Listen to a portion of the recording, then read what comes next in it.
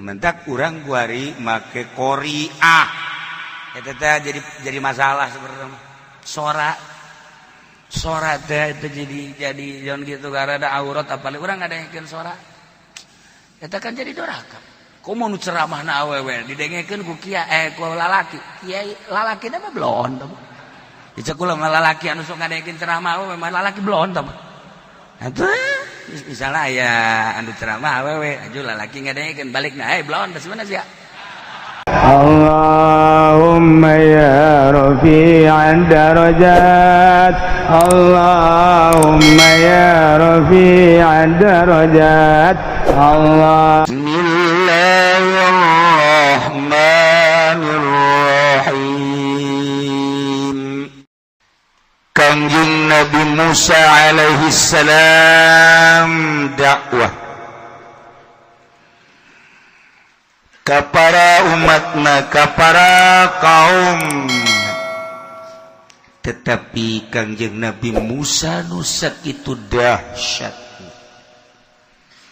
Ketika Kanjeng Nabi Musa berlawanan jeung Firaun umatna nyaho, dongeng-dongeng Kanjeng Nabi Musa ngadongengkeun kaum Kanjeng Nabi Lut umatna ngadengekeun. Ketika Kanjeng Nabi Musa ngadongengkeun kaum Ad umat ngadengekeun. Geus lah pokona mah nu baheula onam ieu Kanjeng Nabi Musa pesetruan jeung Firaun. Bahkan Firaun digejebur di laut. Kasaksian ku kaum. Tapi tetep bae kaum buang kawarah mah masih keneh loba nu teu iman ka Kangjeng Nabi Musa alaihi salam. Aneh. Kumaha ayeuna tuh urang mah kamujizat teh ningali. Urang mah teu amprok jeung Kangjeng. Sakegeus luar biasa alhamdulillah ya rabbil. Masih kade aya ulama nu ngadongeng-dongeng Kangjeng, ngadongeng-dongeng mukjizat. Sanajan bari jeung dihalang-halang ku Muhammadiyah ku Persib. Dihalang-halang ulah ngayakeun maulidan tetep maulidan hayang nyahos pak terjang Kangjeng Nabi. Nu mondok onam ustad kiai santri nyaraho di lembur. Mondok henteu pannyana ngaji henteu deres we ku muludan mah aju kiaina teh nyaritakeun Kangjeng Nabi. Nyaritakeun teh tahun baru, nyaritakeun teh nu kararitu bae kiaina oplo kabehan. Caritakeun Kangjeng Nabi cenah geus biasa hayu bae caritakeun Kangjeng Nabi beuk ucapanana tah deuk kelahiranana tah deuk perjuanganana hayu. Yang ke Allah anu mere hidayah nama. Ieu ubat Kangjeng Nabi Musa pohara luar biasa. Tak cek Gusti Allah. Sa'urikum daral fasikin. Musa kaula bakal nembongkeun ka aranjeun kabeh ka umat aranjeun kabeh daral fasikin, daerah-daerah negara-negara nu dihuni ku jelema nu pararase. Ieu ne anu disiksa ku Gusti Allah Firaun berikut penganut oge jeung kaum-kaum nabi nu lainna lita'tabiru bihim supaya dipake kacamata itibar. Kanjeng Nabi Musa dipanggil ku Gusti Allah kalamah dina poe Arfah nu agung tanggal 10 Kanjeng Nabi Musa dibere oleh-oleh ku Gusti Allah mukjizat yakni kitab Taurat. Sakumaha nu kamari geus dijelaskeun dibawa ku Kanjeng Nabi Musa disampaikan ka umatna. Cek Kanjeng Nabi Musa maju mundurna urang hirup di dunia untuk menempuh akhirat. Ieu tergantung kumaha nurut jeung teu nurutna kana ieu kitab Taurat. Di dieu teh aya mauizah, di dieu teh aya perintah, di dieu teh aya larangan. Hati-hati. salila urang hirup cek Kangjeng Nabi Musa kudu make aturan hudud melalui kitab Taurat. Masya Allah, hanut keneh Kangjeng Nabi Musa beserta jeung Firaun. Tetap umat na aya bae nu mahiwal bakal loba nu teu iman ka Kangjeng Nabi Musa alaihissalam. Insyaallah ya Rabbi. Eta Taurat dibacakeun ku Kangjeng Nabi Musa, didakwahkeun ku Kangjeng Nabi Musa, tapi tetep bae umat teh aya nu ngabalieun tina kitab Taurat teu hayang ngadengekeun saeutik-eutik acan.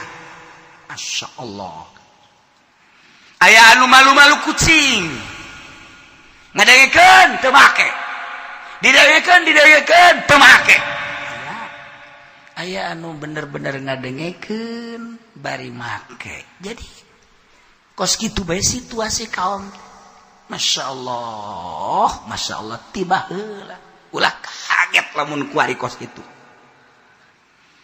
terhadap kitab suci Al-Qur'anul Karim. Aya anu anti jasa kafir, aya anu henteu, aya anti mangan boga ge henteu tak ka Quran, boga ge henteu di imah teh eueuh kitab padahal Islam, tapi mun ditanyakeun aya Quran tahu berarti kan boro-boro maca aya ge eueuh tak Quran. Ya Allah ya Rabbi, aya nu boga kitab Al-Quran diteudeut di luhuran lamari datang ka bulukan teu dibuka-buka. Aya Quran dat. Aya anu dibaca tapi pangaruhan ka dirina. Bahkan dimusabaqahkeun. Bahkan lamun muludan manyana geus ngajengik-jengik. Rajabannya gitu kena, tapi Al-Quran nu kunyana dibaca teu mangaruhan ka jiwana, teu mangaruhan sama sekali. Di Istiqlal dibacakeun Al-Quranul Karim, di Al-Azham dibacakeun, di kantor dibacakeun, tapi sugan aya pangaruh mun cara pel mah teu sama sekali. Bae pangaruh aya nu kos kitu. Aya anu biasa-biasa di kampung dibaca Al-Quran, perubahan seutak setik dibaca Al-Quran, berubah setik dibaca Al-Quran, berubah terus geus puguh, aduh langsung maca langsung berubah, langsung maca langsung berubah. Itu gitulah tiba heula ge ulah kaget. Mantak ieu urusanna kitab Taurat. Cek Gusti Allah. Sa'asrifu an ayati alladzina yatakabbaruna fil ardi bighairil haqq. Allah lembi maradi kaulanu agung cek Gusti Allah bakal mengkolkeun ka jelema-jelema nu sara rombong adigung-adiguna di muka bumi, mengkolkeun tina ayat-ayat kaula bighairil haqqi tanpa alasan, bian akhzalahum secara dihinakeun ku Gusti Allah. Masya Allah, dipengkolkeun tina ayat, didengungkeun kitab Taurat, teu gadengekeun setik-etik acan, bahkan anti kana kitab Taurat, kafir berarti. Aya anu dibacakeun kitab Taurat teu daekeun milu, teu daekeun memahami sanajan iman. Tiba heula kos kitu sa'asrifu an ayati alladzina yatakabbarun. Kunaon ieu nu mantak nyana dipengkolkeun ku Gusti Allah? Cek manehanana kaya aya di aing, jabatan aya di aing, jabatan jeung wilayah aya di aing, kakayaan aya di aing, kagagahan aya di aing, tahta kerajaan aya di aing. Masa aing kudu nurut ka Musa nu mawa kitab Taurat? Teu hayang aing, teu iman, takabur. Kuari emang etan teu talala kabur kitu bangsa jelema-jelema anu kafir Yahudi Nasrani kuari ka Al-Quran, takabur teu hayang, teu iman nyana sama sekali. Sebab naon? Gengsi. Nu kuari sarua bae pejabat gengsi nyana maca Al-Quranul Karim, teu hayang. Isuk-isuk teh kapan ari santri mah usah kiai maca Quran, bagus jasa manta subuh teh. Ya Allah, tarariis nagara lamun geus karar itu. Bada subuh teh langsung maca Quran, bismillahirrahmanirrahim, Yasin, shadaqallahul azim. Saayat geus lumayan. keisukan deui a'udzubillahi minasyaitonirrajim bismillahirrahmanirrahim Taha sadaqallahul azim biasa pamajikana gayanya senyum bae tareh ka kamu maca Quran deres ieu mah lain suk-isuk olahraga mandi ngopi garokok koran geus koran atau HP kotek gitu keneh hook amat tawaktu Masya Allah ya Allah ya Rabb gengsi tidak maca Quran Allah takabur pokoknya mah lamun geus takabur geus angis-angis naon ieu nu mantak embung ngaji ge jeung urang embung nyana memisahkan deui takabur ieu nu daek ngaraji ka dieu mah jelema-jelema anu emang sabenerna teu boga duit lamun ditajak ku urang sia duit teu boga sia jabatan sia naon aing mah teu RT acan kabeh ge karari itu lah hiji dua nu lurah nu PNS hiji dua bahkan camat hiji dua ge aju kalalabur deui alalabur deui bangsa sekda sama bupati mah teu hayang ngaji enggak saya mah teu hayang cenah ngaji teu kudu ka Cilongok aja oh sia di ditu ngaji roban teu dah cenah ka Cilongok kitu roba cacak-cacak ka dieu teu roba kumaha sia dia tuh cenah teu kudu ka Cilongok deuk roba atuh aing mah hayang deurekeun roban teu sia ayo tiga sakitu doang sakedeung deui pae sia sarua jeung aing sarua orang bakal parah ieu urang mantap kumpul di dieu ge ieu teh urang teh ngaji henteu kumaanan ngatu baca teu bisa diuk-diuk atuh aing menyangan ganjaran engko kuari da peureum ieu ngaji peureum sugan bae di akhirat ge ka sorga di jembatan Siratal Mustaqim peureum datang-datang di sorga bae tuh gara-gara aing ngaji peureum mantep jasa cakna tidak ada masalah aing mah aduh asal paminggu hareup papareureum kabeh aduh Gusti Allah dumatak dipengkolkeun ku Gusti Allah lantaran boga panyakit sombong adigung-adiguna neuleuh kiai teh hina neuleuh Quran teh hina bungeun baca Al-Quran bungeun memahami Al-Quran kafir secara mutlak Yahudi Nasrani Kristen Protestan Katolik Buddha Hindu dan lain-lain sebagainya takabur padahal manyana nyahoan karena keaslian Al-Quran karena mujizat Al-Quran jero hatena emang nyana teu percaya kitu kana Al-Quran percaya Masya Allah karim percaya jasa geus dijelaskeun ku para ulama salafus sholihin teu imanna Yahudi teu imanna Nasrani kajahulan api-api bodoh padahal nyahoan nyana ketika nyana takaburna Paulus asup Islam ketika nyana takabur setelah Paus si Medetitus bener tante sih ngomong eta pokoknya gitu bagus lah aing inget ka Mede jadi Medenitus kadengeun kurang ditu hoi lain sabodoh aing mah aing sia sia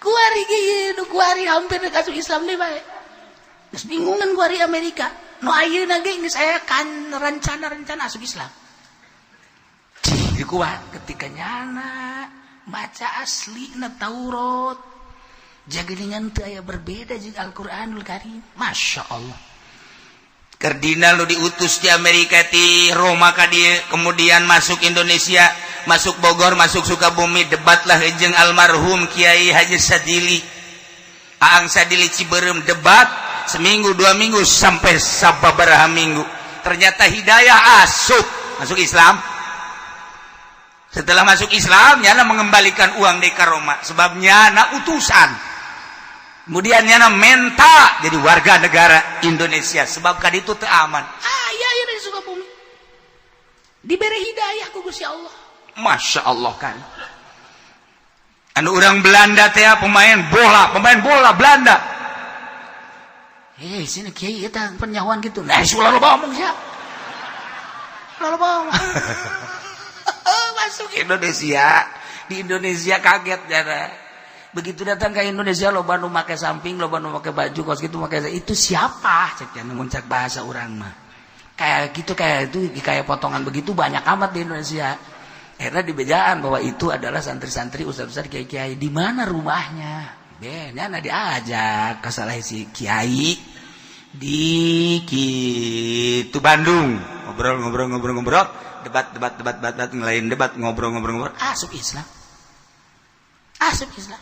Eta nu kula keur hajat aya orang bule, orang Amerika teh mah penyanyi eta kan asup Islam sarua bae. Kula keur hajat pertama teh tak penyanyi. Wah, eta luar biasa pan. Wah, hebat. Eta asup Islam. Debat haju kawin di urang masalah. Tuh, loba jasa di urang. Di orang Amerika di Indonesia asup Islam teh loba jasa. Orang Belanda di Bandung marasup Islam loba jasa. Kula ngomong aja bahasa Inggris, berarti nama Sunda. Kula isin tungtung nama. Ayo bener eta.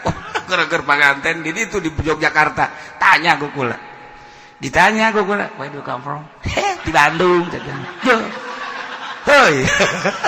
Ayo mana aja Inggris. Masyaallah. What is your name? Cekna Abi Asep. Yo. Atuh urang isin. Cek urang emang di mana ya? Abdi di Bandung jekna. Ai banget Belanda, ai ngomong Sunda. Abdi mah cenah raos cenah lamun tuan sareng sambal sareng kurupuk. Ya ieu mah atuh paseh amat Sundana. Geus jauh ka sambal segala kurupuk. Waduh, eta asup Islam urang Belanda, masyaallah karim. Loba jasa hidayah araras. Ya Allah ya Rabbi. Kunaon tak dileungitkeun takaburna. Ketika leungit takaburna memahami Al-Qur'an indah luar biasa.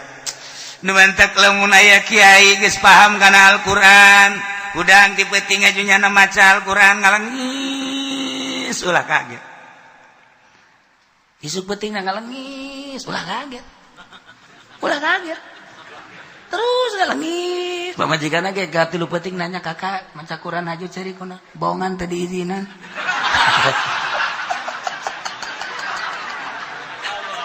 Cak pamajikana tunggal teh kapaham. Orang tadi izinan ceriknya tak. Wah, urusan kos gitu naonan. Teu iman ka Kangjeng Nabi Musa, teu iman kana kitab Taurat, takabur sa'asrifu an ayati. Tidak memahami kitab Taurat lantaran sombong adigung-adiguna sa'asrifu an ayati. Bari manehanana sombong nabi ghairil haq. Emang aya nu sombong hak atuh aya. Saha Gusti Allah. Gusti Allah mah sombong teh hak. Cek Gusti Allah. Al-kibriya'u ridai wal usmatu izari. Sombong solendang kaula. Agung pakaian kaula. Awas cek Gusti Allah. Wa man adani wahidin minhuma saha jelema anu ngarusak hiji bae ti antara dua yakni nyaruaan ka aing. Puguh sombong aing dipake ku sia. Takabur teh nu aing dipake ku sia. Awas sia ku aing. Balangkeun sia ku aing ka neraka aing. Teu meunang sombong. Tah qadartuka finnar. Qadartuhu finnar. Sombongnya mejeuna cek Gusti Allah aing mah aing mah langit bumi nang nyaingieun termasuk sia atau sombong teh mejeuna pakaian aing da mah al-kibriya'u ridai. Hak sombongna. Atawa takaburna kaburan batur. At-takaburu lil mutakabbir shadaqatun. Jelema di hareupeun urang ngomong sadaek-daek bae. Bohong. Bodoh jasa ngomong. Jai ngajak jendet teh masyaallah ka kota itu mau duit 10 juta 20 juta mah teu betah. Heuh aing mah teu betah aja hirup teh. Aju aing mah jasana lamun teu dahar di restoran nupang mahal-mahal aing mah hirup teu betah jasa. Geus kieu meureun hirup aing ku Gusti Allah dibere kakayaan nu pohara. Beuh budak. Pohara jasa. Jika aing mah lamun teu kawin deui aing mah teu betah aja hirup. lantaran jang naon tuh gagah aya di aing, dunia aya di aing, atuh matak naon sih sesenangan di alam dunia. Buah. Urang ngadengkeun hareudang. Jadi orang ngomong, sia mah kakarak sakitu. Lah, udah sok dia omong-omong. Tuh, sawah ti dieu ka ditu sabaraha hektar. Hitung ku sia. Emang nu saha? Atuh nu sameureun. Kan pangitungkeun we ku sia. Nu ti dieu ka ditu tuh coba pangnawarkeun ka jelema-jelemana sabaraha duit. Bejakeun, ayo. Sabaraha duit kitu sameterna, ayo. Tanyakeun ku sia. Lamun ditanyakeun, atuh geus saya bisa tanyakeun sabodo sia. Lain dibeli atuh henteu. Oh gawe. Nanya-nanyakeun we dibeli henteu. Kaya takabur lil mutakabir sedekah. Nyadang lamun nyana takaburan deui. Ti aing mah masyaallah ieu barang boga silat, barang boga penca alhamdulillah. Jelema asal ngadu jeung set. Aing sabaraha kali gelut menang bae. Gelut siapa? Ku aing mah nyana datangnya ditiupna. Ajur jelema. Oh, budak. Bogan sia takabur beres bae. Kakara gede datang doang can kungsi, aing mah can kungsi ngajotos, can kungsi nangkis doang. Ditiup doang aing. Masyaallah lenyap hilang tanpa karana.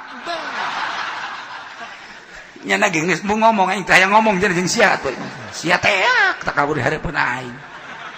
Sedekah eta kos. Pagede-gede omong.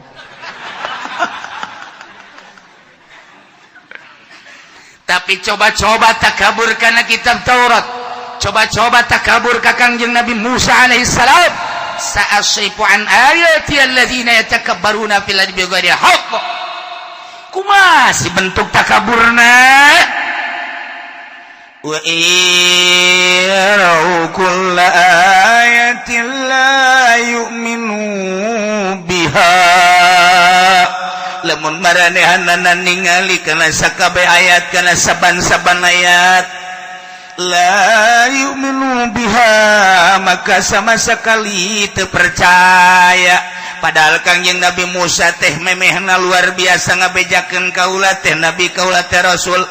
Kemudian manehanana dipanggil ku Gusti Allah nyahoeun dibere kitab Taurat nyahoeun, tapi ketika dibacakeun saban-saban ayat wa yarau kullayatin, lamun manehana ningali kana saban-saban ayat la yu'minu biha, setiap ayat iman sama sekali, takabur, kafir, teu iman. Masya Allah. Aya kula jeung la lamun cek tukang aliman tek mata bila gages kanyahoan di dia teh aya lapat umum kula aya nafila. Jadi berarti di dia teh ada umum heula nafi, berarti umum musalab ngaranna. Aya salabul umum, aya umum salab, aya umum nafi, aya nafil umum. Ieu mah ngaranna umum musalab, umumun nafi. Geus kajawan. Jadi ieu mah maknana aya kula fardin fardin min afradil ayat. Teu sama sekali teu aya nu diimankeun bae. Mun manehanana lihat kitab Taurat, saban-saban ayat, setiap ayat sama sekali la yu'minu biha, kafir secara mutlak. Tiba heula geus karar itu. Masya Allah. Geus kafir tah isa asrifu an ayati ku Gusti Allah. Takabur teh biang keladi takabur. Pengkol ke teu hayangeun sama sekali. Kos kuari Yahudi Kristen teu hayangeun kana Al-Qur'anul Karim. Bahkan aya nu abangan di urang disebut Islam jalayu, disebut lain Islam, janyana teh campur baur jeung Islam. Boro-boro sekelas urang dihandap di luhur.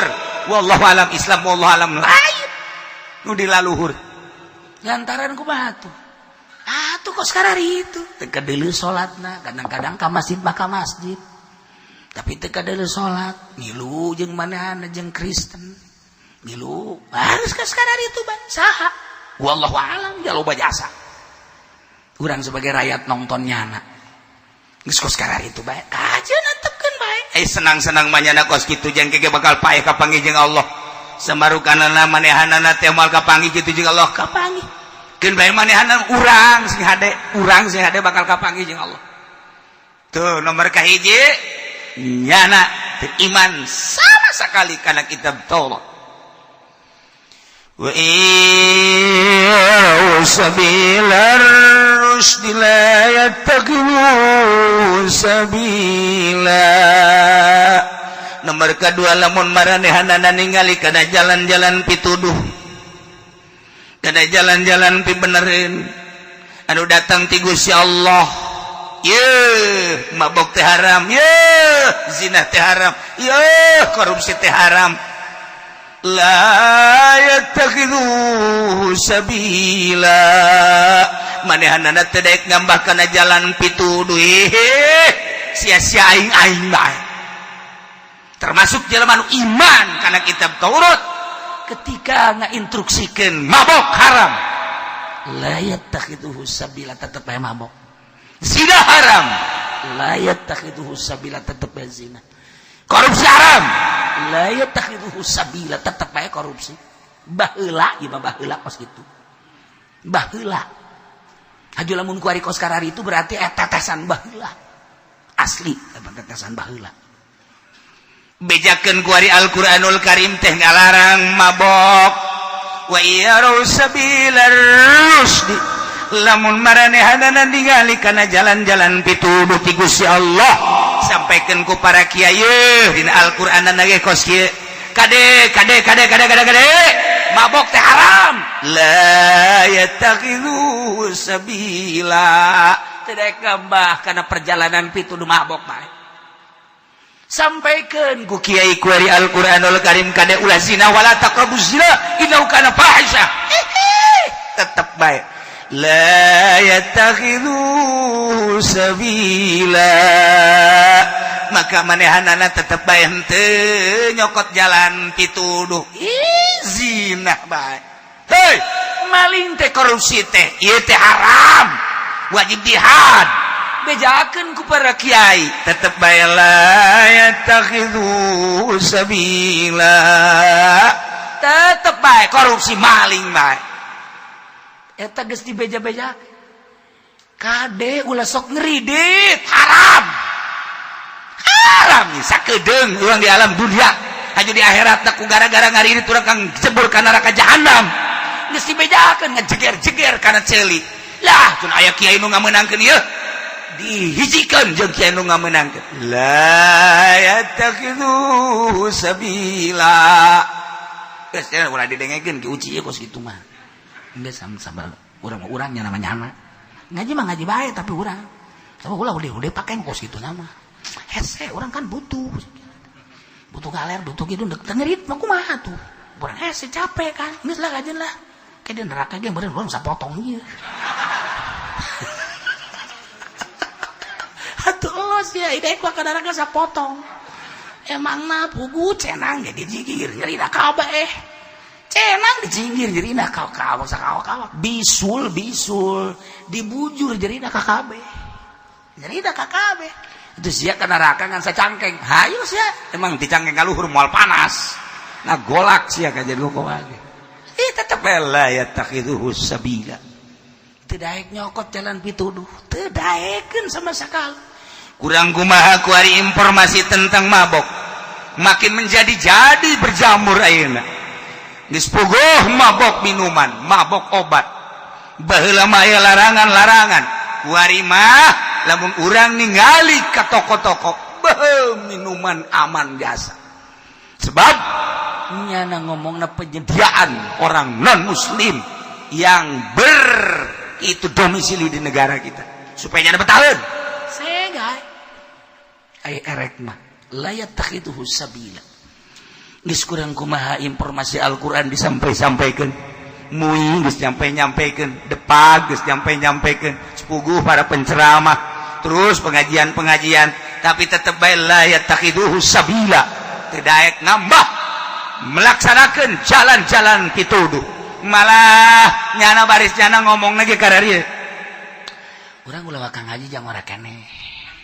Ulah waka engke geus kolot kakara urang ngaji riweuh urang ngaji mah asana hararese bae ka dieu henteu meunang ka ditu teu meunang ka diharam teu meunang ieu tuh urang di mana senangna ka diharam ka ditu haram duit urang dipake naon geus ulah waka ngaji ulah waka kukula di daerah dieu ge aya jelebah nyokot duit bank puluhan juta diajakan ngaji teh aku babaturan urang ngaji ka Cilongok aing mau ngaji ka Cilongok satungtung aing nyokot duit di bangke geus teu nyokot duit di bank karek aing ngaji ka Cilongok ya kan ngaji aing mah jeung nu biasa-biasa bae jeung anu teu ngaharamkeun duit di bank cek cenah teh kadeke ku ceulik kula aing teh ya urang mana ke belah kulon aya belah kulon di mana geus aing nyaho teh rahasia aing emang nyana bebeja henteu emang saya nu bebeja nu bebeja dah sombong amat sekali-sekali aing sombong aja we aya jelema nu kos gitu sugih embungeun ka pangejeung kula lamun lain amprok di nu eta mah kitu teh kebeneran we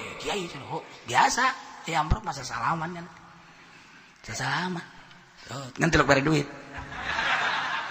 tilok jeung kula ge moal narima nyana lamun mere duit ka aing moal trek ka handap duit na bakal mun leutik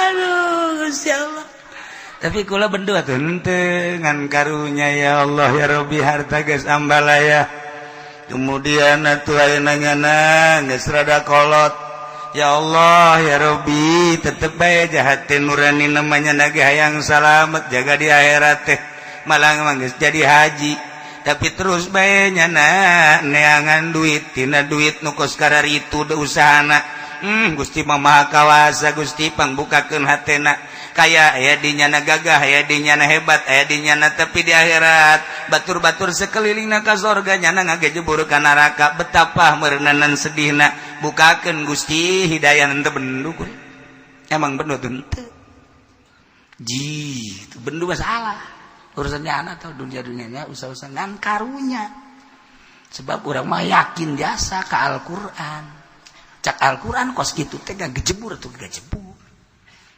gimana mau saya salaman jangan selamat datang gejebur cak cenah naon dia gejebur itu rahasia orangnya nang jauti heula ieu tah urang nyaba ka Imah Ki Zaid 100 bus 100 bus sabesna 50 kali 100 berat bodoh amat sabesna 50 waris 1000 bus lumpat Ki Zaid embung nyuguhan bating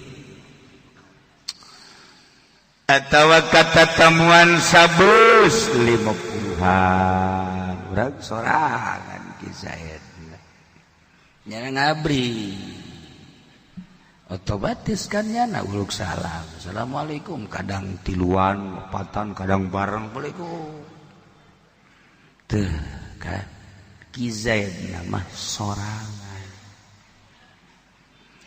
tah eta Ki Zaid nu sorangan eueuh deui jang minta tulung ka sasaha eta Ki Zaid wajib ngajawab salam wajib aem tah mah sunah aem hampir mendekati wajib lamun lobaan Ki Zaid Zaid ger cicing di imah aya we meureun 10-an mah keur ngarobrol bae keur ngobrolkeun pilkada Tangerang pilkada sepi tidak ada lawan kos jelema bae di Kabupaten Tangerang mane lawan tarolol ta partai atuh lawan habak boloong atuh aing nu ising mah pan ieu kos jelema di Kabupaten Tangerang apa aing bae kitu naik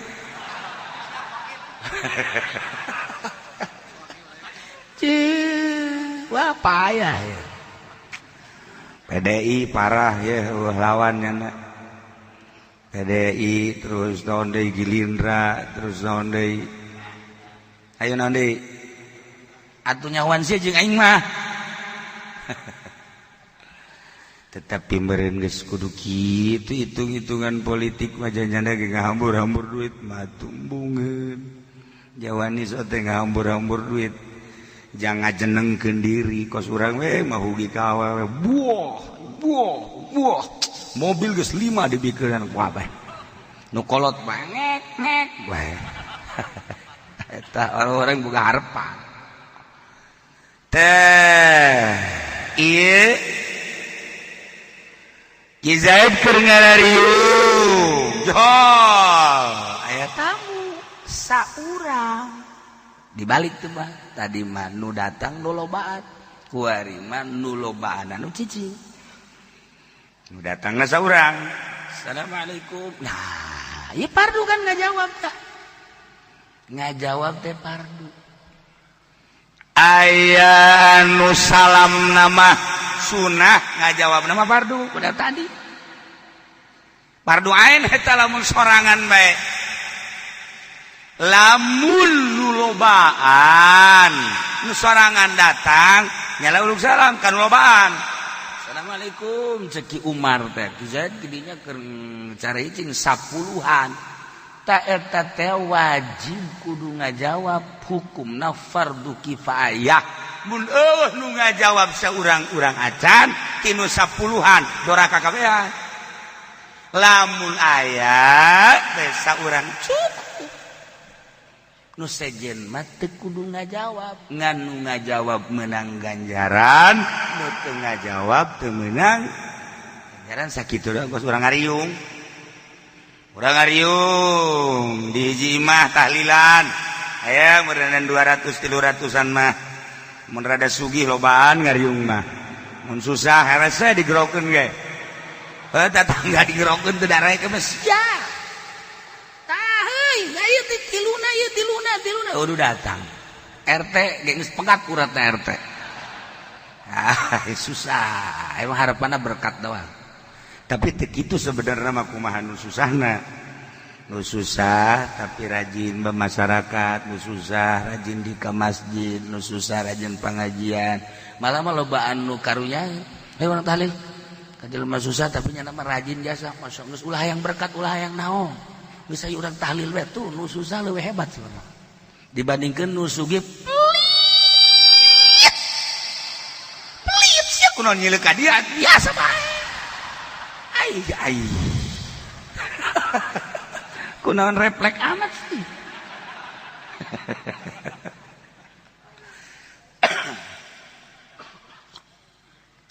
nah ieu fardu kifayah urang ngariung di imah 50 100 200 jol jelema datang assalamualaikum urang mah kadang-kadang kan ngajawab waalaikumsalam kabehan masalah marena ngajaran teh kabehan tapi ku saurang ge waalaikum salah nu sejen teu doraka tah eta aturan ngajawab salah timbul pertanyaan kumaha lamun suluk salamna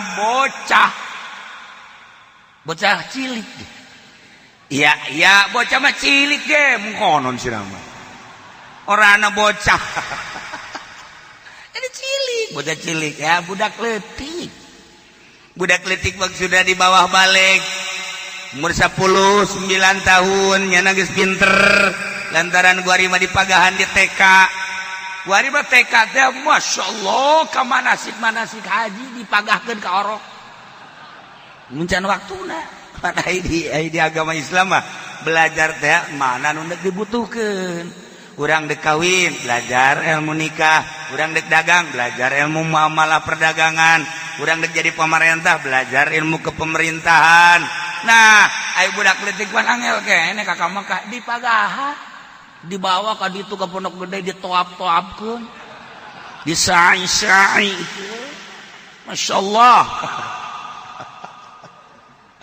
kumaha teh eta kiai wallahu a'lam bagus apa ente wallahu a'lam bagus baik niatna bener apa teh guruna lumayan tumpakeun kana beus saurang-saurangna eta teh permaksudana kos ka teu malulu permaksudana eta ibat ka kaler ka kidul ge geus ka bararaca Waduh, kok di DPR bae studi banding lah, studi banding podol sero. Studi banding naon? Ya eueuh pibuktina na Tangerang studi banding ka Cianjur untuk mengembangbiakan domba Cianjur. Datang ka saiki ya ora ono. Biaya mah pira itu wede. Mangkonon ge. Nah, kronjo manjing ge. Aduh. Kebel tahun gara-gara Jawa kos gitu kebel-kebel ka Sunda deui. Tah. Ku ari mah uruk salam lah budak. Budak makan budak sepirage. Budak umur 8, 9, 10 tahun insan taklid. Nah, nyana uruk salam. Assalamualaikum. Ngariung nyana ge saroja yang berkat beureun. Ieu mah pada urang na bae ulah kada yang kubu Muhammadiyah ieu mah pada urang na bae.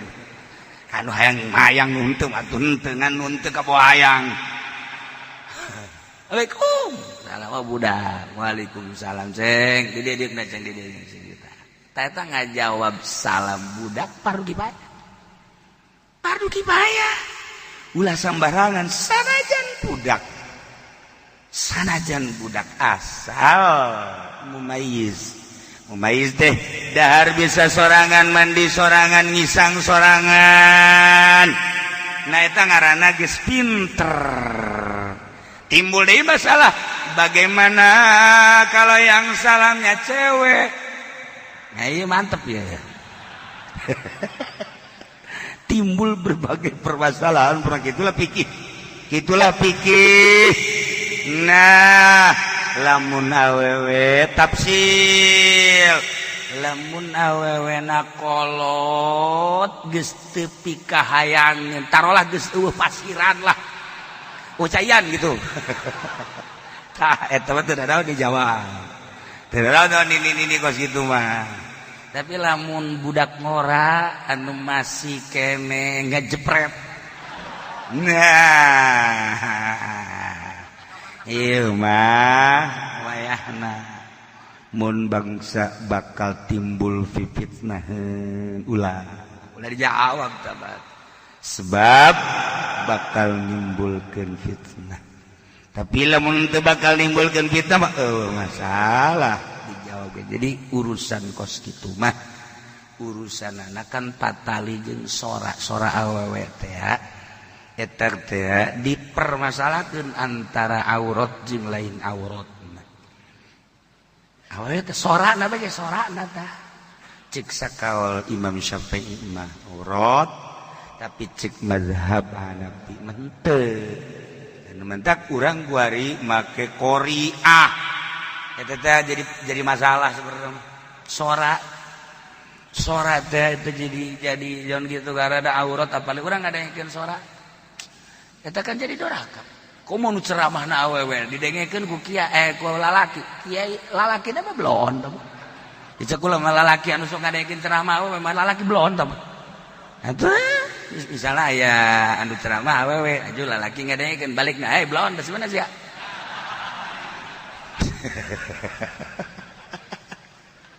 Atuh ngadengkeun awewe ku lalaki awewe baris awewe bae. Dipermasalahkeunlah ngan tetap akhir ujung-ujung nama tergantung kumaha soran. Lamun sora awewe eta menari sehingga orang jadi menghayal bu teu budak sorana bagus amat mana teuing meureun belayanana. Pan aya awewe teh sora geulis tapi sorana arep endi sira. Wah iki mah saking mauk deh. Urang teh lamun deuleu awewe geus lo mantep lah. Urang ditanya, tahu nanya. Berapa di Mas Bedi? Genderuwo teh naon ieu? Maksudnya teu menarik tah awewe. Mana awewe mah lembut biasana. Bade ka mana Mang Fendi? Kan geunaheun kana hatena. Neng bade ka mana Neng? Bade ka ditu. Dijajabkeun atuh ku Mamang. Ih, culamitan. Kolot-kolot. Pak Haji mah tidak tahu diri. Kan suara nanti awewe kos gitu. lain kan atau kurang ngajuret sakitu gelis ge ngadenge sorat ngadenge sorat harapan geus harapan geus teu hayang urang teu hayang geus bung SMS na ge nu teu terina aya soret sapareuman lah. Nah ieu ge sarua kan ngadenge suara wewe kemudian nyeunaheun komo lagu mah aya gitu mengarah karena urusan kepribadian cinta dan lain sebagainya. Kurang kan jadi hayalan haram. Suara ini eta mah panjang caritana urang keur nyaritakeun jawabus salamin ala jamaat. Nu uluk salam nalobaan urang sorangan wajib lamun urang nalobaan. Kemudian nu salamna saurang eta urang teh fardu kifayah atau lobaan atau bae urang fardu kifayah bae teh masyaallah kan hukumna salam jeung salat janazah beda. Ari salat janazah mah lamun teh amah disolatkeun ku budak leutik can jadi beda jeung salam budak leutik wajib dijawab fardu kifayah tapi lamun janazah ieu disolatkeun ku budak leutik ta eta teh masih keneh kadoraka eta tapi kabelah dia nama diralat kembali budak leutik lamun nyolateun janazah asal mumayit pinter ieu cek ashab Syafi'i tetap jadi nu mantak jadi daun sebab dina salat teh janazah mah doa sedengkeun budak leutik mah masih kene jauh kana dosa leuwih gede ditarima nak doa budak leutik dibandingkeun jeung ki haji nu sok ngabohong bae dagang teu beres. Misalnya atuh hebatan gini budak leutik sedengkeun mayit mah butuhna kana doa. Budak kana doa mantap sakumaha kamari kiai anu henteu ikhlas ngadoana jadi imam nya ngadoa dibandingkeun jeung nu susah anu teu diondang-ondang ajan aing mah karunya kanyana lah. Keur masa hirupna kahar rasakeun jasa pamerena jeung sagala tutulungna aing wedek jalateun teh jana kan ngadoana ikhlas tah hebatan si eta bandingkeun jeung kiai nu datang ka dinyana ge kudu diamplopan gede bae asal henteu bae ngomongkeun ki bangpak tah pokok kitu tah ieu hareusi ikhlas teh saya mah gitu teh budak leutik we can aya dosaan. Budak leutik can aya dosaan, mantak loba kakula teh anu usul. Kiai, eta aya nu maot di lembur kula mah nu ramena budak leutik cenah eta kumaha tah Kiai? Budak leutik kolotna babeleng ge 10 20 budak leutik aya 50 mah. Larang teh ulah. Maksudnya apa pan beureun hayang sholawatna tah. Hayang sholawat ka ajeun. Nyana kurang puas beureun. Beren besi kiai ieu hudang hees beureuna ngajawabna Mas Tuhan. Menang sama minggu datang deui nya. Ieu pasti nanyakeun eta deui cek aing ge. Bener bae. Ya kamari kula kukulisikan ban kitu tah. Ya, jangan nanya di kiai kula ditanya, no, di lembur kula mah lamun nyalateun. Malalaki mah lalaki kolot paling 10 20 tapi lu budak mah masyaallah asal ngadenge nyala teh 50 ke 10. Eta si larang tah ulah. Ngauleun we nya. Padahal tahu budak leutik cekeun teh. Atuh masalah sekolah budak leutik. Nyana nyalateun kan budak nyalateun biasa. Pan can puguh bisaeun kajeun cekeun teh. Nyana nanya di pan nyana can puguh nyahueun kieu cara jolat teh puguh kolot gitu nyahueun. Aduh ya Allah kajeun cekeun teh. Nyana tetep nanyakeun, emang nu bantak kajeun kunaon Kiai? Anu dibutuhkeun doa nyalateun mah budak leutik kan nya ge ilu ngadoa anu ngadoana mah can puguh ikhlas kiaina Allahumma ighfir lahu leungeun ge kaluhur Allahumma ighfir lahu warhamhu di jero nama amplop yang gede ya. Aja nyilek ka dia heran aya naon si Didi. Bariasa basi. Tah, budak leutikna mah kan ngaminan ikhlas amin. Amin. Amin. Atuh tah anu ditarima mah buating budak leutik nu amin-aminan. Tuh, lamun urang pandangan kadinya karak ojah heuh. Atuh masa eta teh sok perebut shalawat no. Atuh dimimitian ku kolot jing. Atuh. Masalah aja sholawat gitu. Urang mah kafarat. Ngaparatan mayit teh. Tuh fidyah. Karunya ka mayit fidyah. Teu karunya teu kudu. Tak so aya pernah aya nu datang ka Imam Kula Muhammadiyah. Nya ditakeun tahlil, nya mimitina mah pajar lain Muhammadiyah. Ya, di perumahan ngaranna ge atuh miti nanya tahlil kemudian eta ujung-ujungna meureun nyana sok memandang di musolanyana. Masuk di barere duit. Nah, akhirnya jangan nanyakeun tentang fidyah. Pajar lain Muhammadiyah. Kabelah dina kulantaran kenceng nyana. Oh, cakate pasti MD. Jelas kan kula tentang fidyah.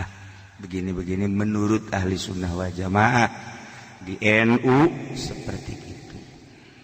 Lamun memang Muhammadiyah nggak pakai nggak usah diributin yang begitu mah. Persis nggak pakai nggak usah diribut-ributin. Udah aja, Mas juga kalau nyalatin, walaupun Muhammadiyah ikut nggak apa-apa. Ntar gini dalam sholawatnya, atau jangan di depan, nerimanya belakang aja. Gue mulai digitukan, karena panasun. Ayo sih aku aing mamalayan ngusir jadi mah aing sia.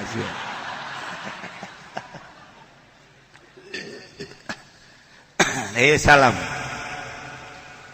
Wa yusannu ibtida'u sunnah ngawitan salam.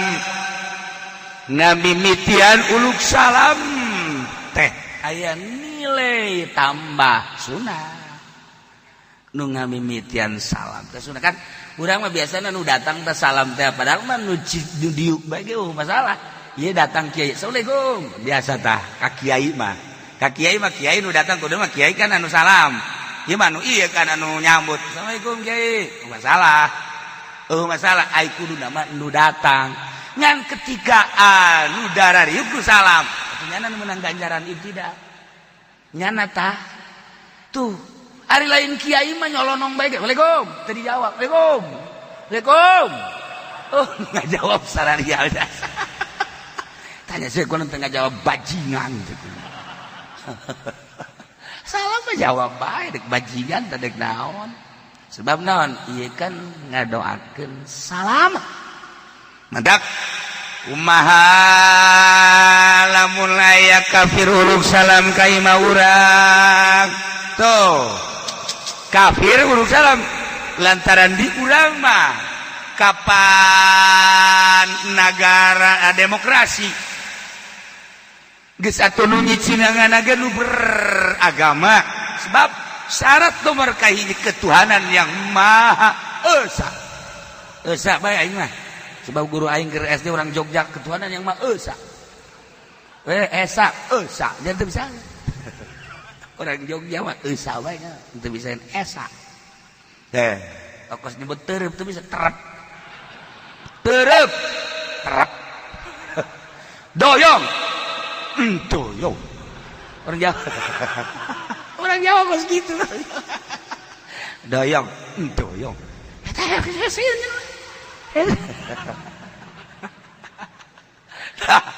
ieu ge esa geus kitu wae tah pembawaan datang ka kuari gua lagi 2 tambah 2 bener titik ya itu guru gua 2 tambah 2 titik sama dengan titik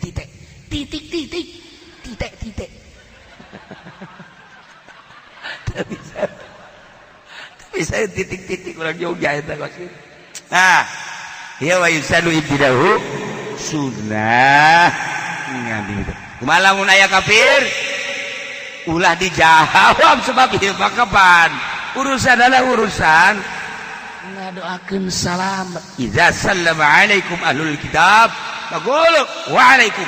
Geus we. Aya engko datang ka imah urang. Engko. Assalamualaikum Haji. Gitu ya nak. Waalaikum. Geus we ka gitu. Gua make waalaikumsalam. Waalaikum. Tuh kan pinter berarti tah. Aya encek datang. Waalaikum. Waalaikum. Nyadakan gitu. Assalamualaikum. Encek bisaeun kan.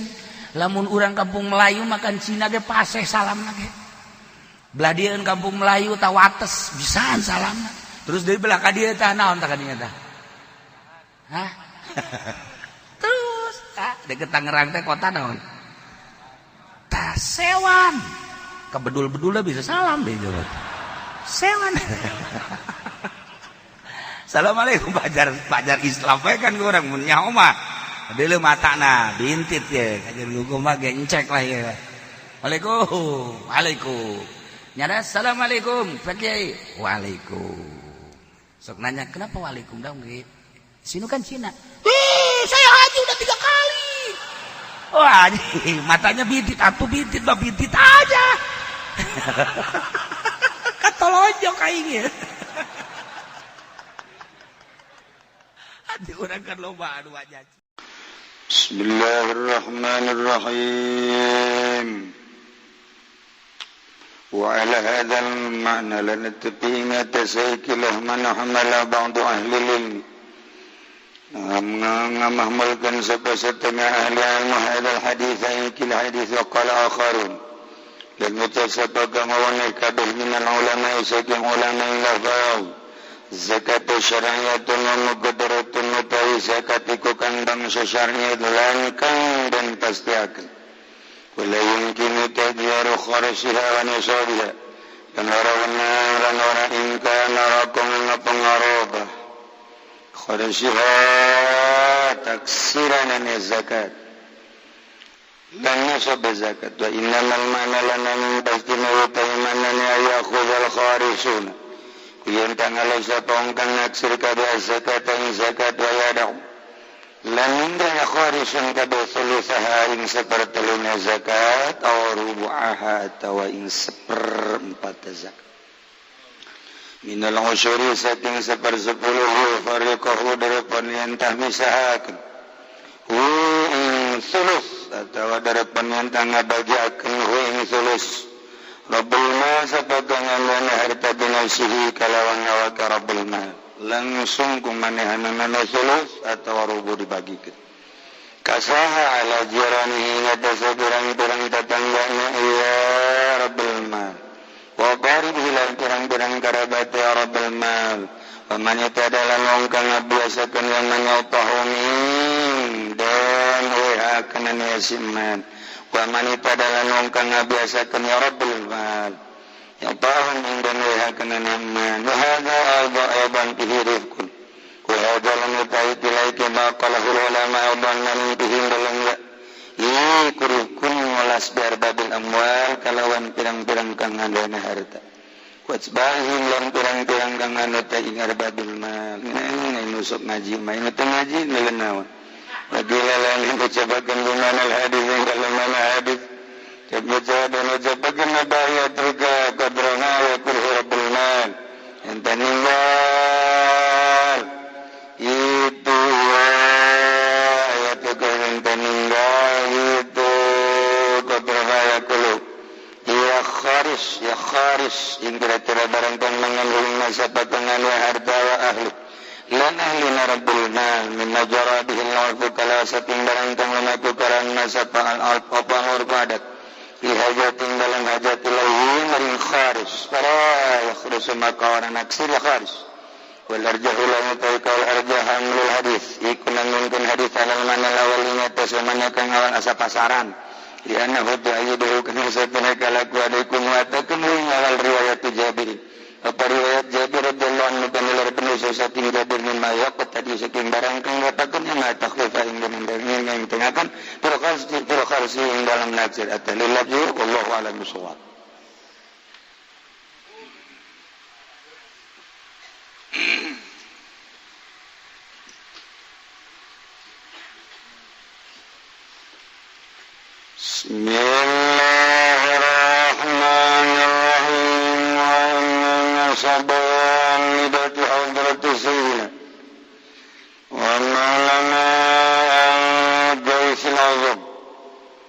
Satuhuna turunan ibu Hadrah Gusti ingsun sadaya wa maulana tegese Gusti ingsun sadaya kang berpangkat gaus raja wali ngaranna gaus beda jeung raja wali citra al-gaus al-azam as-sayyid kang dadi kepala Syekh Muhyiddin Abdul Qadir Al-Jilani radhiyallahu ta'ala ala hadhihi as-surah ingat saya kila iki gambar atau rupa ye turunan indung tuan Syekh ye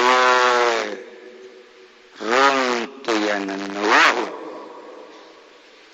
lan utawi nasabiku as-sayyid Syekh Muhyiddin Abdul Qadir Al-Jilani qaddasa sirrahu nuran muga bersihkan ya Allah injroatini iya Abdul Qadir kan bangsa cahaya pangeran iji Abdul Qadir itu putra saha Ibnu Sayyidah Ummul Khair kang dadi putra lanang Sayyidah Ummul Khair amatil Jabbar saha Fatimah nyatane Siti Fatimah bint Sayyid Abdullah Suma'i Az-Zahid Fatimah bint Sayyid putra saha Ibnu Sayyid Abi Abdullah kang putra nang Sayyid Abi Abdullah Jamaluddin Muhammad putra saha Ibnu Sayyid Mahmud kang putra nang Sayyid Mahmud putra saha Ibnu Sayyid Abil Atta Abdullah putra saha Ibnu Sayyid Kamaluddin Isa putra saha Ibnu Sayyid Al-Imam Abi Abdullah Alauddin Muhammad Al-Jawad kang putra nang Sayyid Imam Abi Abdullah Alauddin Muhammad Al-Jawad putra saha Ibnu Sayyid Al-Imam Al-Ridha urang ziarah ke ditu tah ke makom Alauddin Abi Abdullah Alauddin Muhammad Al-Jamarending Abi Sayyid Imam Ali Ridho wow kuburan rame luar biasa wadrasah Ibnu Said Al-Imam Musa Al-Kazim jajalanan orang ke Marufil Kuruhi terus wadrasah Imam Ja'far Shadiq di dinya makom Sa'adai Ibn Imam Muhammad Al-Bakir Sa'adai Ibn Imam Zainal Abidin Ali Sa'adai Ibn Imam Muhammad Hussein ialah syahid Karbala wah makomna pohar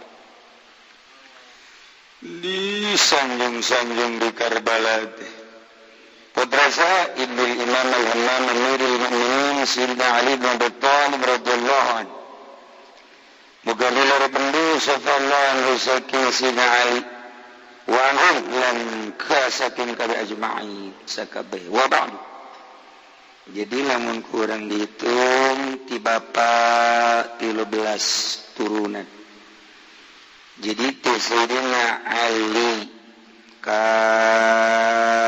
Tuan Syekh Abdul Qadir 13 ti ibu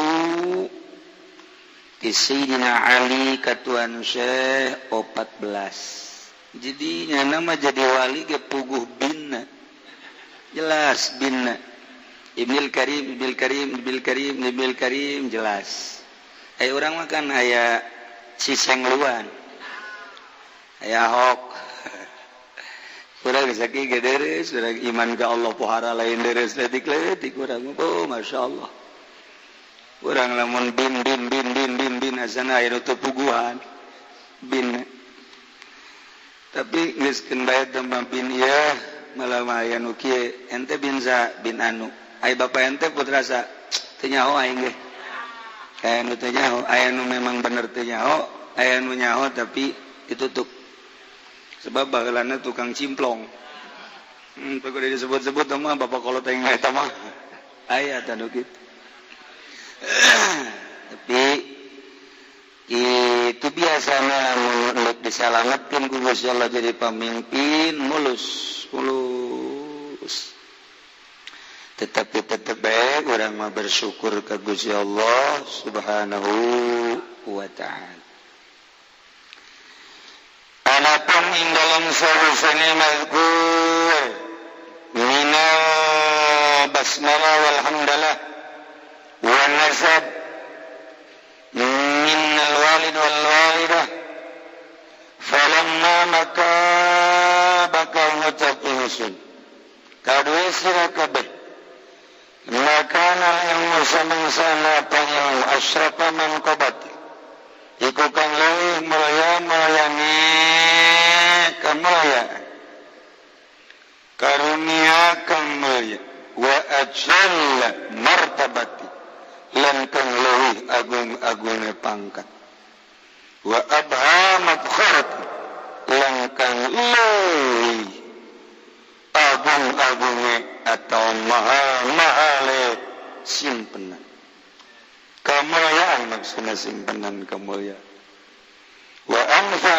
matjaratin lan kang leuwih manfaat banda dagangan bihi karena kalawan ilmu yatawassalu la ala shawab yatawassal menerima tepung la ala shawab sina ganti kusad yatawassalu menerima tempung yasiwa ila tauhid rabbil alamin maring nauhidkeun ing pangeran alam kabeh wa ila tasdiqi anbiya'ihi lan maring ngabenerkeun ing pirang-pirang nabi Allah wal mursalin lan kang diutus kabeh shalawatullah alaihim ajma'in tawi satuh rahmat Allah kang ngagungaken iku muga tetep ing atase anbiya wal mursalin ajma'in sakabeh Sol ulama umat kadadi sopo ulama khasa ibadillah ikut pirang-pirang kang tangtune pirang-pirang hamba Allah kang tangtu pintere maring Allah maksud khas alladzina jitabahum ila ma'alimi dinihi nyatana wong akeh kang milih Allah hum ing alladzina maring pirang-pirang teteger agamana Allah wa hadahum ilaih lanudukum Allahum ing alladzina ilaihi maring Allah wa bimaziyatil fadli atharahum wa asfahum lan kalawan kalangguan kurnia Allah milih ya Allah hum ing alladzina atau ulama wa asfahum tegese milih ya Allahum ing ulama wa hum lan ulama warasatul anbiya iku pirang-pirang kang ngawaris ing pirang-pirang nabi khulafa'un pirang-pirang kang ngagenteni ing anbiya wasaritul mursalin urafai lan sakehe kepala ning mursalin lan pirang-pirang kang ma'rifat mursalin gemaga Allah taala kaya oleh ngadawu safallah ing ayat summa awrasna wallahu a'lam bimuradi falamma kana al-ilmu barang ditilik-tilik ditaliti tentang kemuliaan di alam dunia nu bakal nembus ke akhirat ternyata ilmu cerita karamean dunia nu mantap di Jakarta aya hotel menjulang tinggi ilmu tete nu mantap aya jalan ditingkat ilmu tete nu mantap ieu di pinggir-pinggir pantai dibangun gara-gara ilmu nu mantap jalan raya sakitu hararebat nati hebat datang kata hebat ilmu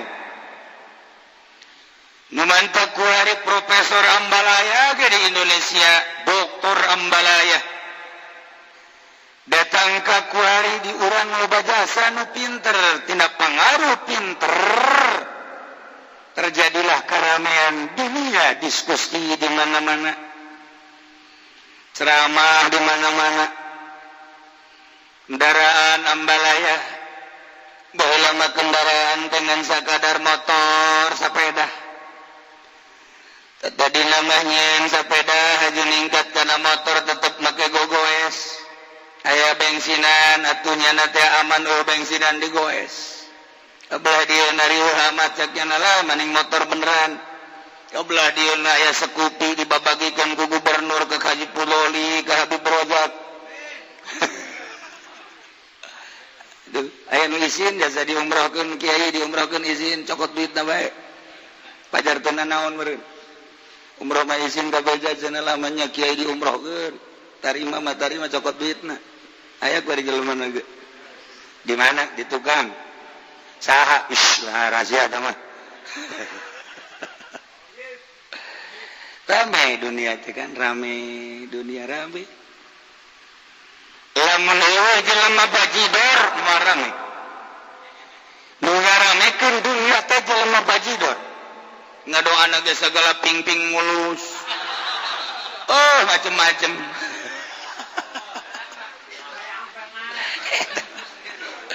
eta teh ngaramekeun dunia nu kos kitu tamangan sakadar pelengkap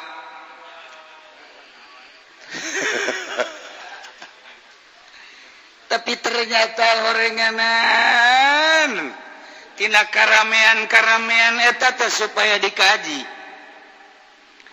pengkajian anu nomor hiji mah supaya nyaho ka Allah horeng jelema boga ilmu jangan ngaramekeun dunia teh ilmu namati Allah horenganan jelema jangan ngaramekeun dunia ngabangun itu ilmu namati Allah horenganan ieu jadi lurah jadi RT jadi bupati kabeh gubernur kabeh ilmu namati Allah horenganan ilmu nu mahal nama ilmu nu paranting nyahokeun Allah nu jadi sirrun min asrarillah maka cek tuan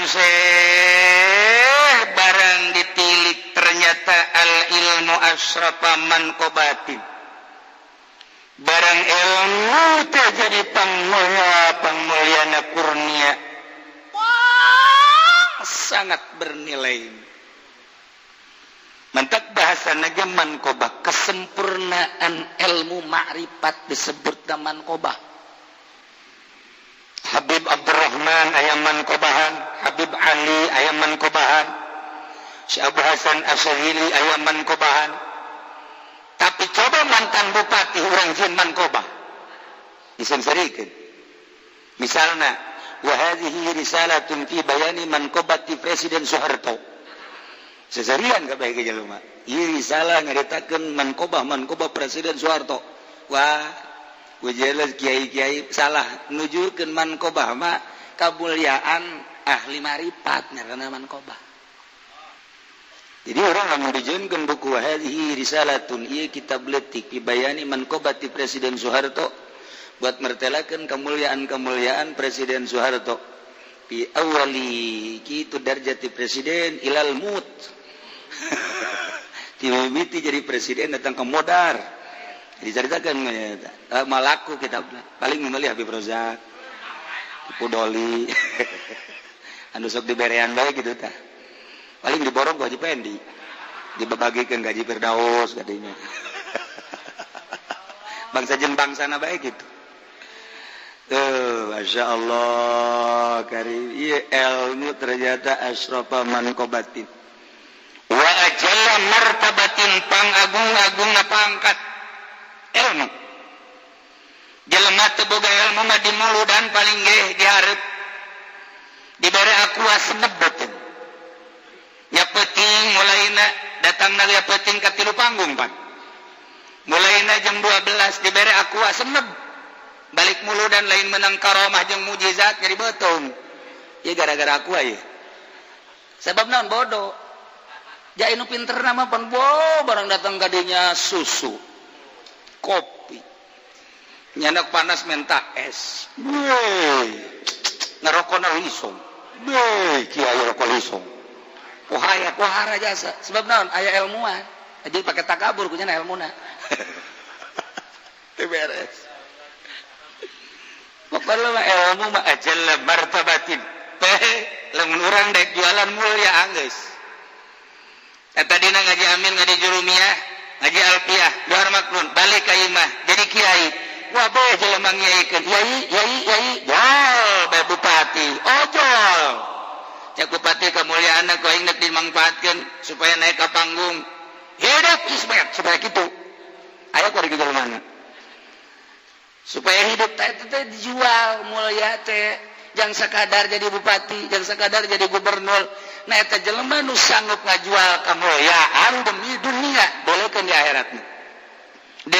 akhiratna tapi lamun kieu mah nagara kan lamun do pamimpinna hese geus aing mah teu maksud dibere aing mah demi bangsa demi umat demi negara emang peduli ka jeung hukum mah lamun bupatihan keneh saha nu ngatur lamun gubernur mah saha nu ngatur tanpa dibere aing mah siap peduli eta mah masalah kos kitu mah kudu tah kos kitu mah nu bahaya ge jual moya si ada tah setik mah engke tampil lagi beda nu ieu mah lillahi taala jang kemulusan bangsa jeung negara nu ieu mah lain deui asal dibere hidup asal teu dibere hidup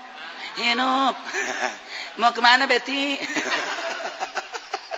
suarana beda suara tapi lamun beneran demi bangsa jeung negara urusan bener jeung teu bener teh urusan nyana aing mah pokona perlu pamimpin bae geus lain deui suarana ge hidup dibere loba hidup dibere letik hidup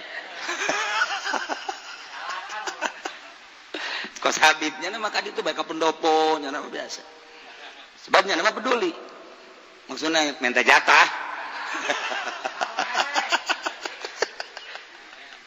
aduh ya Allah iya saya mempertahankan mulia sementara kemuliaan eta mah kan ti Allah nu mantak Allah ngamulyakeun kana aya titipan Allah aya naon aya ilmu Allahan Al-Quran aya di otaknya na hadis aya di otaknya na fikih aya di otaknya na tauhid aya di otaknya na nang Allah dimuliakeunlah ku Allah sebab Allah ditipkeun mulia ka dijual kemuliaanna pakai kampanye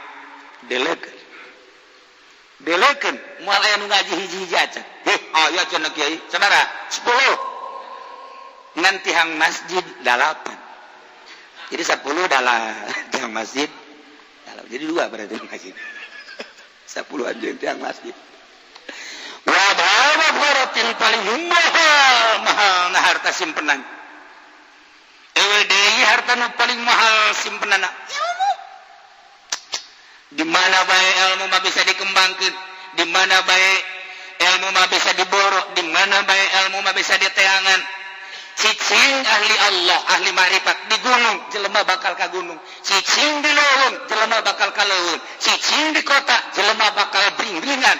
Sebab lawan aya rahasia Allahan anu hese di jagjelagna titipan Allah. Sing hade eta teh ulah dijual pakaneangan dunia.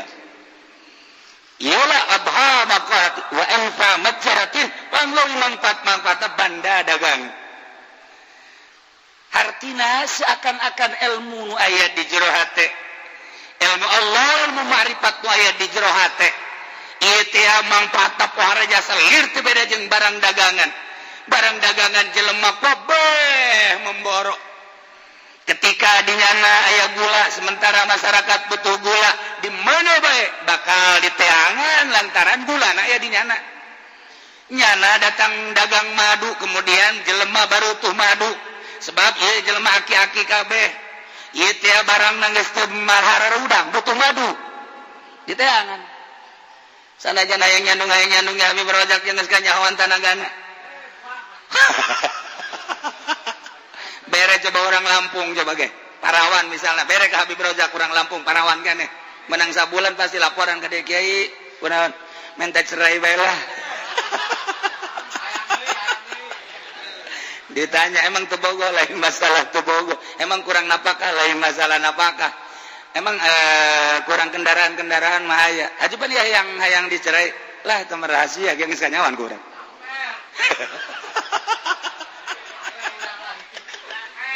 atuh geus teu bisa aja teh nya menta ping-ping mulus ge moal beres aja hukum ge na anfa majaratin tah jadi ilmu teh pohara pangmulyana mantobah pangagungna martabat pangmahalna mafkaroh pangmanfaatna barang dagangan mencara barang dagangan lah barang simpenan paling manfaat paling luhur paling agung ilmu ma'rifat deui gua jenting orang jadi profesor kajenting orang jadi doktor kajenting orang jadi direktrendes kajenting orang wow pangkat jeung predikat aja ilmu marifatan mah nol gede ilmu marifatan mah nol gede ilmu pikirnya sakadar macekcokeun perhilapan kajenting jago ilmu pikir paling ganyana nyaritakeun cek Syafi'i maki Maliki maki Hambali maki kitu bae salilana nyaritakeun tentang nyana jago ilmu kalam paling nyaritakeun tentang wujud kidam bako mukhalafah melalui ilmu mantek di munazarahan nyana neangan dalil iyalah nasna iyalah mantekna di munazarahan ke paling ngan sakadar ngabobo songut nyaritakeun tentang usul fikih nyokot tina istinbat ieu di istinbat nyokot dalil tina Al-Qur'anul Karim ieu teh tina aqimus shalah dicokot kurang amarna al-amru idza taqan sirafa ilal wujud geus bae dicaritakeun tentang panyokotan wajibna salat tina aqimus shalah didalilat ngan syukur sakitu riwayat teh nyaritakeun ilmu siasat tentang kitu pengaturan-pengaturan negara tata cara di negara teh aya pemimpin aya bawahan dan lain sebagainya supaya rapi ngan sakadar sakitu tapi ketika aya ilmu ma'rifatullah wa rasuluh di jero hatena adem negara adem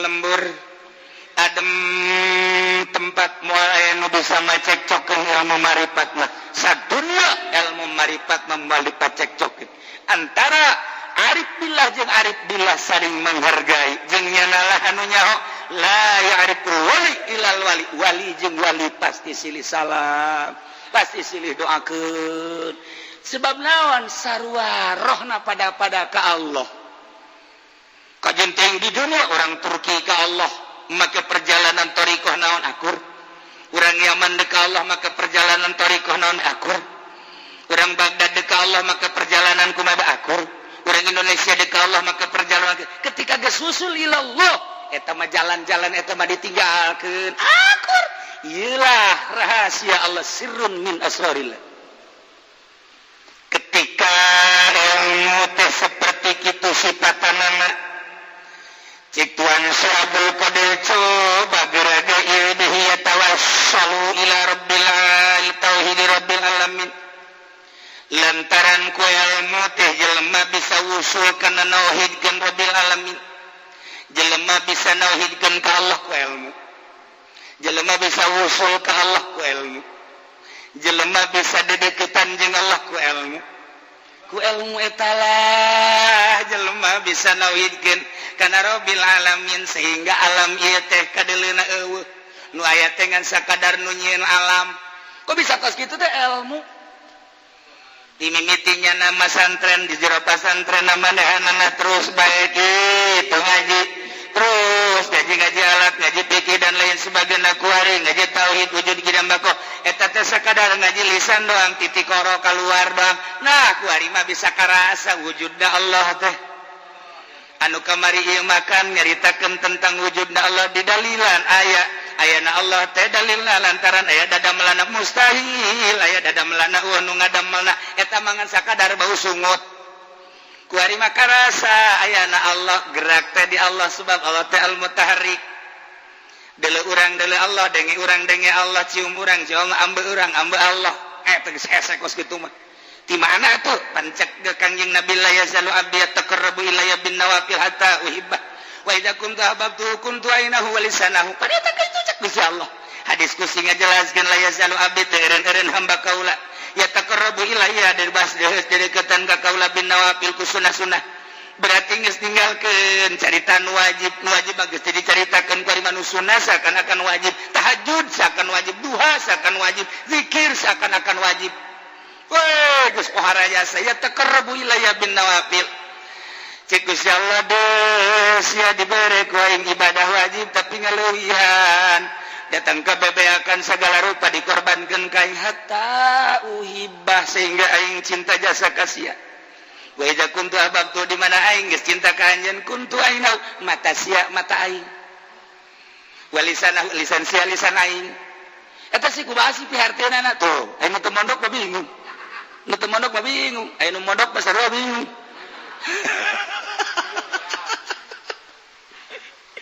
lamun eta bahasa ngabahasakeun mata sia mata aing ceuli sia ceuli aing leungeun sia leungeun aing berarti atuh naon nu didelek ku sia eta teh ngagerakeun aing dijaga ku aing mata sia sebab deuleu sia kecep sia teh eta teh dikecepkeun didelekeun ku aing dijaga moal didelekeun kanu dilarang ku aing denge sia denge aing sia bisa ngadenge teh tinimiti ceuli sia nangieun aing denge nage denge anang aing ku ari ku aing didengekeun kana naon dipake karida ku aing leungeun sia leungeun aing moal saragap-ragapna leungeun sia teh leungeun dijaga ku aing nu mantak lamun teh dijaga ayana di nabi maksum ngaranna lamun teh mah dijaga ayana di lain nabi mahfuz ngaranna geus moal aya nabi masiat sebab maksum moal aya wali masiat sebab mahfuz kulantaran hese dijaga teh di ngaranan bae jelema haji mahfuz ai prak di hareupeun orkes mahfuz ongkoh ngahiji di dinya mahfuz soleh mukmin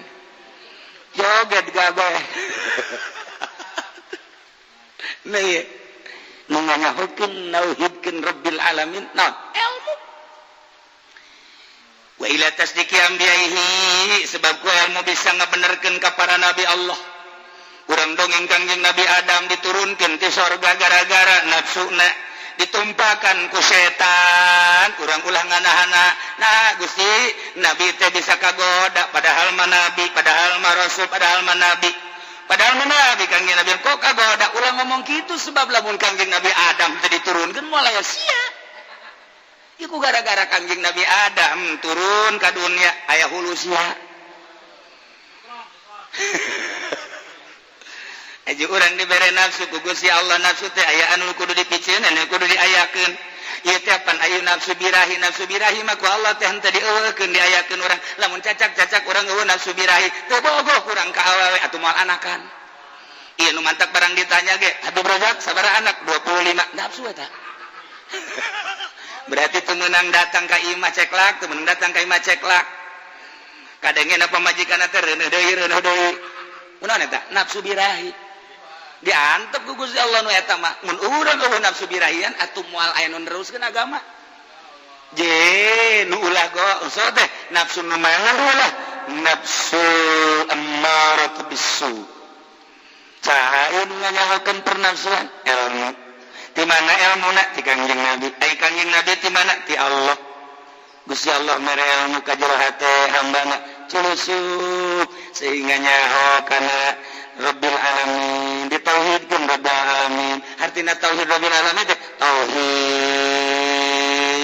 fil afal tauhid fil sifat tauhid fil asma tauhid fil zat hiji tunggal afal dengan sakadar Allah boga afal kecuali Allah wallahu khalaqakum wa ta'malun Allah ngadamel anjeun jeung pagawean anjeun lain sekadar dibahas pakai ilmu tauhid karasa ku jajantung hamba Allah nu dipilih sebagai walinya Allah nu boga asma kecuali Allah seluruh asma ditauhidkeun hanya Allah lamun kurang ditaliti kabeh ge moal kaluar ti asmaul husna wallahu alladzi la ilaha illa huwar rahmanur rahimul malikul quddus sampai ka ditu geus lamun kabeh asmaul husna atuh nempel asma-asma Allah di dinya ketika nempel asma-asma Allah di dinya teh kadeuleu nu katempelan nu kadeuluna asma Allah oh ternyata asma kecuali asma Allah kitu keneh sifat ngan panjang caritana ieu mah secara global na bae geus lamun kuari geus kanyahoan apal teh nu boga apal ngan Allah nu boga sifat ngan Allah nu boga tauhid nu boga asma ngan Allah kaharti apal Allah bakal kaharti sifat jeung asma Allah ketika kaharti asma jeung sifat Allah bakal kaharti zat Allah ketika kaharti zat Allah horeng tunggal ieulah tauhid rabbil alamin hayang datang ka rasa kadinya teh kudu leuleungan heula dahar kudu sakumaha uklal marbo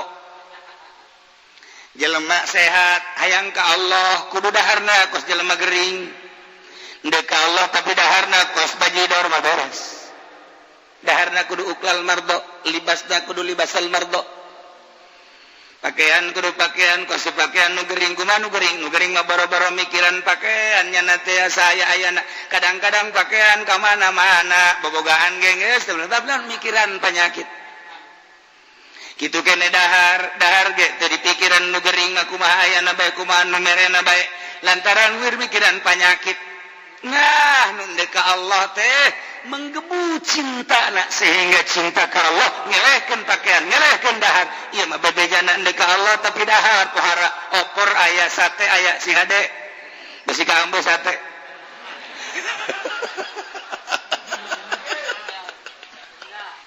tuh jadi aya rumus-rumus engke geus jadi na bebas geus jadina geus usul ilallah bebas ndek kumaha ge bebas naon sebab geus jadi jenderal mah bebas sebab geus sana kelang make pakaian bagus dina pikiran sakilang make kendaraan bagus dina otakna sakilang imah bagus dina otakna duh bahaya ge imah bagus pakaian bagus dahar ngeunah ieu teh aya di otak sehingga dihaya dinikmati etan ulah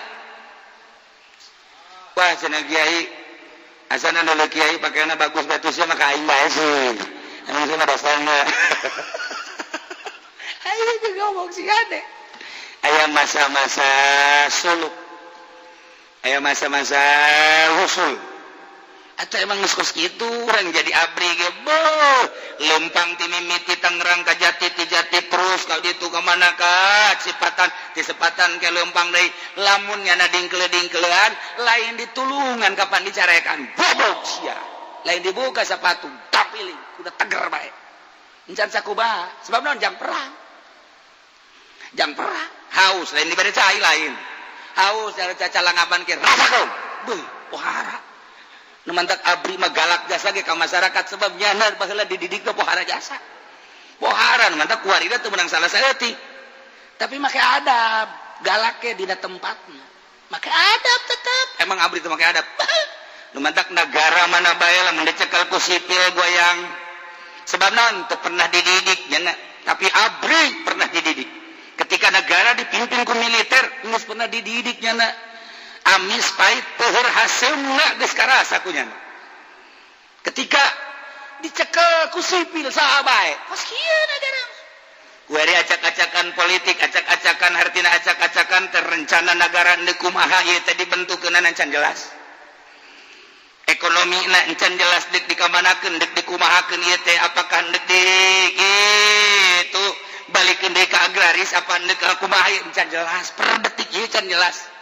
dolar naik terus artinya dolar naik terus teh urang kuari meuli bisa kabeuli ngajual bisa untung tapi ketika balanja dolar naik deui kumaha ketika dolar naik dipaksakeun ku urang balanja saenggeus sabalanja ku urang dijual bisa untung tapi ketika balanja naik deui dolar deui kumaha atuh amruk negara tah mantak urang kesel kadang-kadang sok hayang jadi presiden ge kieu kadang-kadang hayang jadi presiden kieu atuh siap aja nak kiai presiden lain siap-siap dia ti karya kiai mah siap biasa jadi presiden boga ijazah eta henteu teu boga ijazah SD kuari ke mana meureun pernah kapanggih oh sapotong ijazahna geus jadi anu ngadatangkeun kana tauhid rabbil alamin ilmu ngadatangkeun tasdiki anbiya'i ilmu ngadatangkeun tasdikil mursalin ilmu nah kulantaran ilmu seperti eta solal ulama khuasa ibadillah jadilah ulama teh hamba Allah nu pinter-pinter moal aya tanding ji ulama